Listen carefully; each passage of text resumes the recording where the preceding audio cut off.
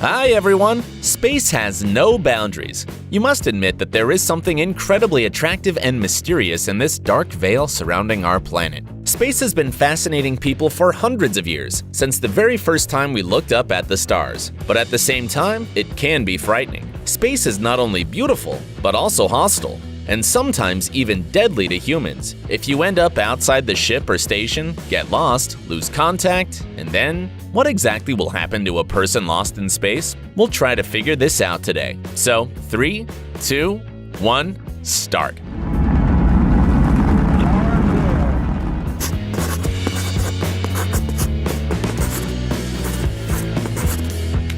It is believed that mankind made the first steps towards flying to distant worlds at the end of the 19th century. Back then, scientists figured out that if the aircraft reaches the speed required to overcome gravity and maintains it for a sufficient time, it would be able to go beyond the Earth's atmosphere. Alas, back then, people still did not know how to achieve the required speed, and science was not yet able to create truly powerful engines. Many years and 2 world wars later, the era of space exploration began. On October 4, 1957, the first artificial Earth satellite Sputnik 1 was launched into orbit. Sputnik 1 was made in the Soviet Union and was a kind of sphere with antennas weighing 83.6 kilos. Today it doesn't seem like much, but in that time, the launch of Sputnik 1 was a real breakthrough. After that, scientists launched various living creatures into orbit, like dogs, monkeys, flies, spiders, or different bugs. On October 12, 1961, mankind had made a huge leap forward in conquering space. Vostok 1 spacecraft was launched from the Baikonur Cosmodrome, carrying the world's first astronaut on board, Yuri Gagarin.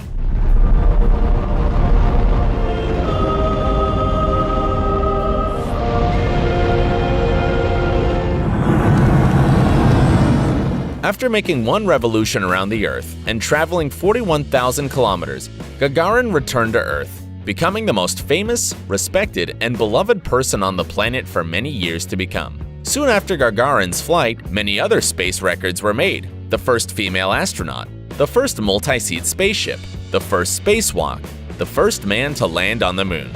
As of September 26, 2019, 563 people have completed orbital spaceflight, 499 men and 64 women. According to the statistics for 2009, the astronauts spent over 10,000 man-days outside the Earth, including more than 100 man-days of spacewalks. It seems that flying into space is about to become something mundane, completely ordinary, and safe.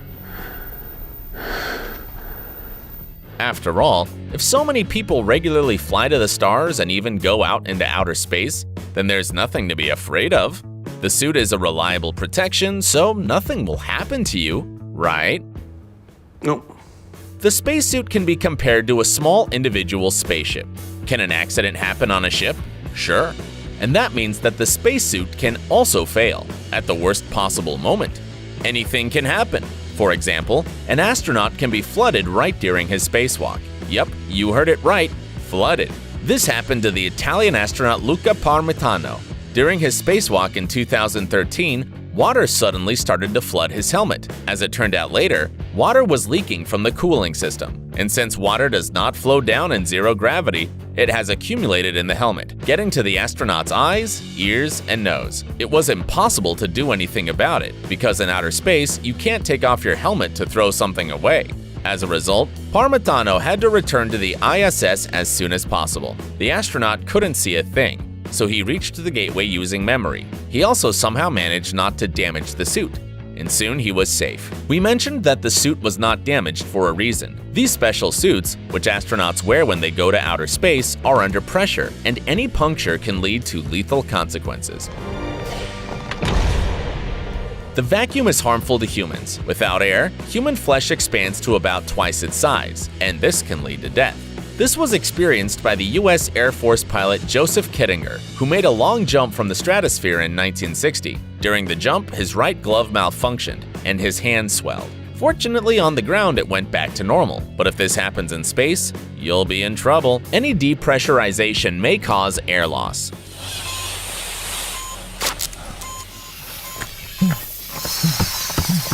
In this case, in 15 seconds, the astronaut will black out from oxygen starvation. This happened to one NASA pilot who was in conditions close to a vacuum during tests in Houston in 1966. As he puts it, he felt saliva boiling in his tongue, and after that, he blacked out. Fortunately, these tests were carried out on Earth. In outer space, without the protection of the pressure suit, the fluid in the human body could begin to boil as the gases contained in it start to expand.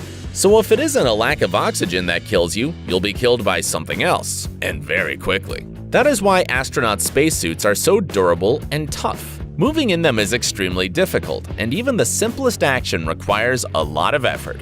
But this is a necessary measure, because another danger in space is micrometeorites. These tiny particles weigh no more than a gram, but their speed relative to the ISS can reach 36,200 kilometers per hour. No spacesuit can protect you from larger objects. Space debris, which orbit the Earth. These are fragments of old spacecraft, some details that fell into space during the launch and other orbital trash. But unlike the Earth trash, these ones carry a real danger. Collision with any of these fragments means certain death for the astronaut. But one of the most frightening things that everyone probably thought about is the fear of getting lost in space forever. Some astronauts are more scared of this than they are of dying at the re-entry to the dense layers of the atmosphere. And that's quite understandable. The crash of a spaceship means a fairly quick death. But a person who cannot return to Earth, or at least to the station, will be slowly dying until the oxygen runs out. Houston, I've lost visual, Dr. Stone. Of course, there are precautions. Everyone who goes into outer space is tied to the ISS with a braided steel cable 26 meters long. In addition, astronauts usually work in teams of 2. Before they get out of the lock that separates the station from outer space, they are also tied to each other. The first astronaut leaving the station ties his cable to the ISS hull, and then he does that with his partner's cable. After this, the second astronaut unfastens his cable from the mount in the gateway and joins his partner, with maximum caution. All this is necessary to reduce the risk of flying away from the station, and this method works really well. So far, no astronaut has yet been lost in space. However, 2 people were dangerously close to this fate. In 1973, astronauts Joe Kerwin and Pete Conrad were outside the Skylab orbital workshop and tried to open a jammed solar panel. Everything went according to plan when suddenly, the panel unexpectedly yielded and turned, pushing the astronauts into outer space. Fortunately, the astronauts kept calm and the cables withstood the tension, and this story ended well. But what if the fixtures were not strong enough? Today, spacesuits are equipped with jetpacks, which can fly you back to the station. It's only a theory though, and the astronaut shouldn't be too far away. In this case, NASA has a special training protocol which is mandatory for everybody. But what if the jetpack runs out of fuel? In space, limb movements will not help change your course or your destiny. No matter how hard you try to float back to the station, this will not change anything. However, if a person is thrown back with enough strength at the right angle, he may get into the Earth's atmosphere and burn in it. Currently, there are no spacecraft capable of picking up an astronaut in such a situation. So all that's left is to fly in orbit and wait until the air supply runs out, approximately in 7.5 hours. And then the astronaut will die from oxygen deprivation. For some time, the body will be decomposing, just like on Earth, but over time, water will evaporate due to exposure to sunlight. The lost astronaut will gradually turn into a mummy and will circle in an orbit until he's picked up by some ship. But this will happen if the suit was not damaged after a collision with some space debris.